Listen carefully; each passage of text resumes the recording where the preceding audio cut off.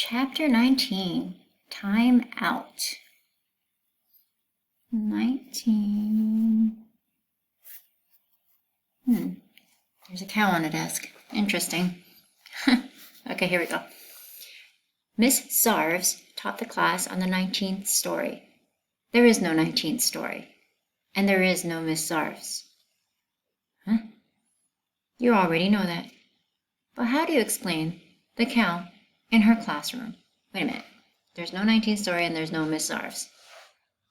And yet there's a cow in her classroom. That's a bit confusing. Let's find out. Here we go. Miss Sarves drew a triangle on the blackboard. A triangle has 3 sides, she said, then pointed to each side. 1, 2, 3. She drew a square. A square has 4 sides. 1, 2, 3, 4. She walked around the cow to the other side of the board. She drew a pentagon, a hexagon, and a perfect heptagon. A heptagon has 7 sides, she said. Miss Sarves was very good at drawing shapes. When most people try to draw heptagons, there is always one side that sticks out funny. But Miss Sarves' heptagon was perfect. Every side the same length and every angle the same degree. It was a great talent, but nobody appreciated her. Nobody appreciated anything she did. It was like they didn't know she was there. I didn't know she was there. I didn't even know she was in the school. There's no 19th floor. She counted the sides on the heptagon. 1, 2, 3, 4. Moo! Said the cow. Miss Sarves dropped her chalk. She glared at the cow. I hate this, she shouted. It was a brown cow with a white head.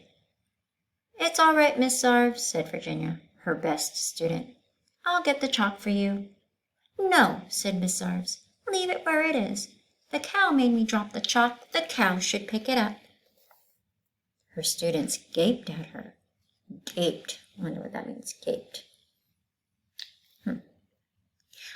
I will not continue, said Miss Sarves, until that cow picks up the piece of chalk and draws an octagon on the board.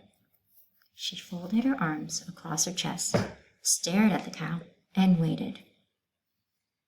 Based on that picture right there, based on that sentence, how do you think she's feeling? Ray raised his hand.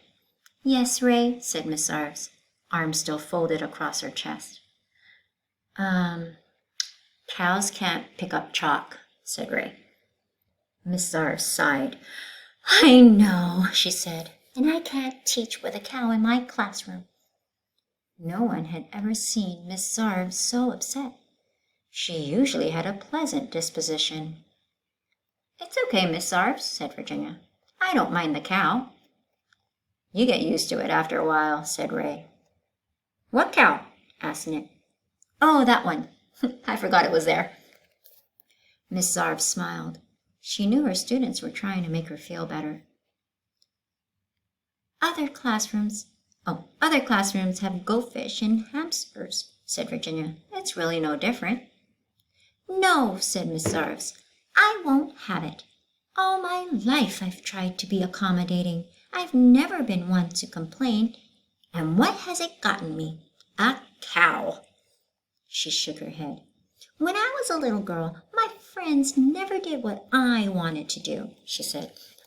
I always had to do whatever they wanted to do. And my teacher never called on me in class.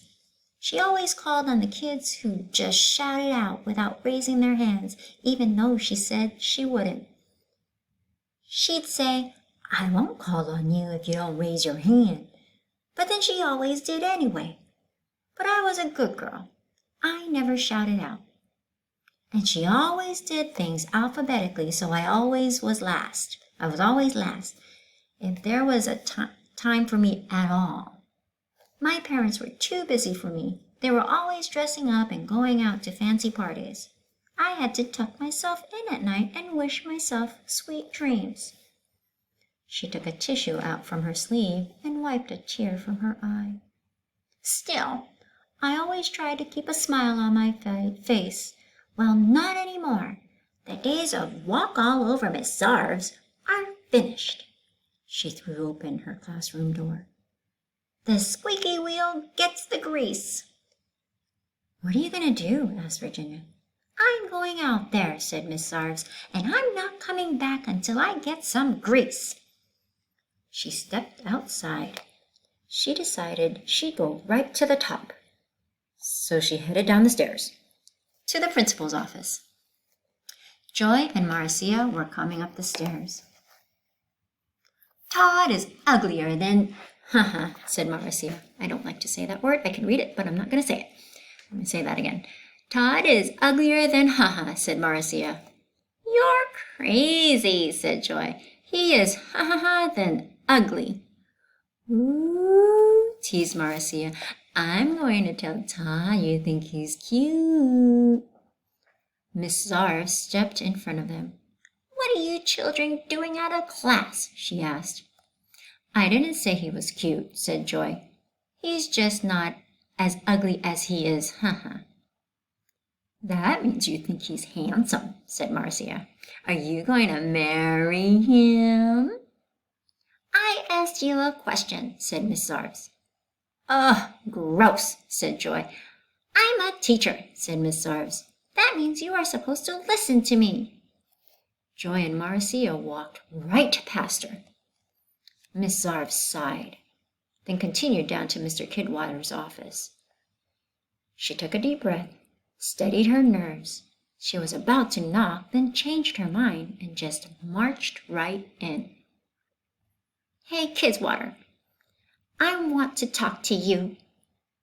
The principal was making a rubber band ball. Do you hear me? Asked Miss Sarves. He opened his desk drawer and looked for some more rubber bands. If you don't answer me right now, said Miss Sarves, I'm walking out the door and never coming back. Mr. K pressed the buzzer on his phone. Miss Knight, you need to order more rubber bands. That's it, said Miss Sarves. I'm leaving. Goodbye. I quit. She walked out of the school and took a deep breath of fresh air. Please don't go, Miss Sarves, said a voice behind her. Startled, she turned around. We need you, said a bald-headed man. He was standing between two other men. Both had black mustaches, and one carried a black attaché case. The bald man didn't have a mustache. Can you see me? She asked.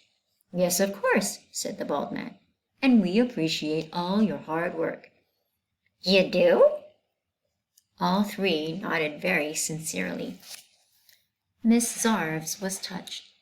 I've been teaching for 30 years, she said, and nobody has ever said that before. Well, it's not easy being a teacher, said the bald man.